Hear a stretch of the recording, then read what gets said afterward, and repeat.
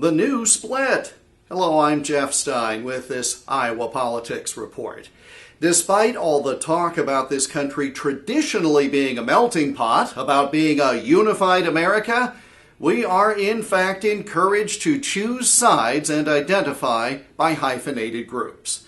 That's where a lot of talk focused this election regarding turning out certain groups to vote, as if all had the same mindset, which is pretty short-sighted and, based on the evidence, rather foolish.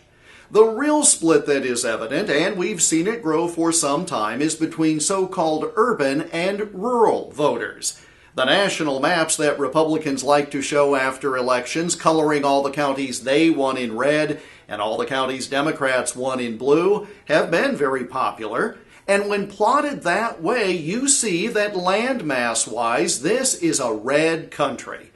But the major population centers, the cities, are deeply blue. It's not just places like New York City and Los Angeles. We in Iowa see the split between Cedar Rapids, Waterloo, Des Moines, and the rest of the state.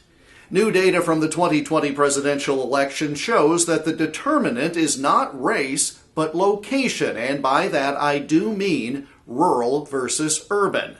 Politico noted the shift, citing as one example a rural county in North Carolina, 70% minority, but overwhelmingly voting for Trump. This is Robeson County we're talking about. Biden got 4 more votes than Hillary Clinton did, but Trump got 7,044 more votes than he did 4 years before. It's easy to pick one example out of a whole country, but while that is a pretty stark example, one thing is true: the red wave that swept a number of U.S. House candidates into office across the country, including blue states with major populations, well, all that cannot be ignored. Why is that important for those in rural areas to use their votes and therefore their voices? Obvious representation reasons, of course, but also from a strategic point for campaigns.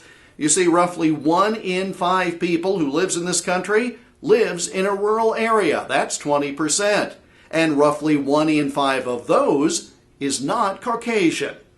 And those who count votes by color should note that form of politics did not work this time, consistent with previous data showing that economic situation is a better determinant of voting preference than skin color.